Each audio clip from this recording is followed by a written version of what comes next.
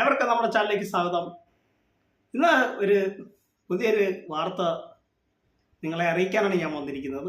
അപ്പം നിങ്ങൾ എൻ്റെ ചാനൽ സബ്സ്ക്രൈബ് ചെയ്യുക. അപ്പം നമുക്ക് നമ്മുടെ കാര്യത്തിലേക്ക് കിടക്കാം. മത്സരാർത്ഥികളിൽ ഒരാൾ സിനിമാ നടനായാലോ അല്ല സിനിമാ നടിയായാലോ എന്താ അല്ലേ? വേറൊന്നല്ല, ഏതോ ഒരു സിനിമയുടെ ഒരു ഓഡീഷൻ ബിഗ് ബോസ് വെച്ച് നടക്കുന്നുണ്ട്. അപ്പം അതിനായിട്ട് ജിത്തു ജോസഫ് ബിഗ് ബോസിൽ കയറുമെന്നാണ് അറിയാൻ സാധിച്ചത്. ഇനി ജിത്തു ജോസഫ് ആണോ അതോ വേറെ ഏതെങ്കിലും സംവിധായകർ കയറുന്നോ ഒന്നും നമുക്ക് അറിയാൻ പറ്റത്തില്ല. അത് അടുത്ത ദിവസങ്ങളിൽ അറിയായിരിക്കും. അപ്പോൾ പുതിയ അപ്ഡേറ്റും എല്ലാം വന്നാൽ ഞാൻ നിങ്ങളെ അറിയിക്കാം.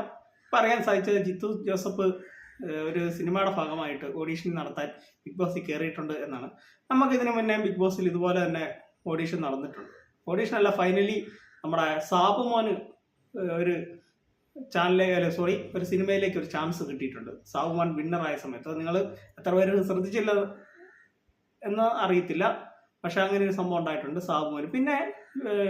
പിന്നെയുള്ള ഇതിലൊന്നും ഇതുപോലെ ഓഡീഷൻ നടന്നിട്ടില്ല. പിന്നെയുള്ളതെല്ലാം സിനിമയുടെ പ്രൊമോഷനായിട്ട് ഇവരെല്ലാം വരും, പ്രൊമോഷനായിട്ട് നടത്തിയിട്ട് അവരങ്ങ് പോവുകയാണ്. ഇപ്പം ഇത് സിനിമയിലേക്ക് ഇവർക്കൊരു ഇത് കൊടുക്കുവാണ്.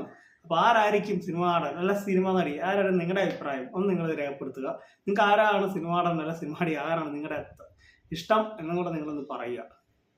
അപ്പം ജിത്തു ജോസഫാണ് കയറുന്നു എന്നും നമുക്കറിയാൻ സാധിച്ച ജിത്തു ജോസഫാണ് എന്നാണ്. ഇനിയിപ്പോൾ ജിത്തു ജോസഫിൻ്റെ കൂടെ വേറെ ഏതെങ്കിലും സംവിധായകർ ഉണ്ടോ എന്നൊന്നും നമുക്കറിയാൻ പറ്റത്തില്ല. അപ്പോൾ എനിക്ക് കൊച്ചു വീഡിയോയുടെ അവസാനിക്കുകയാണ്.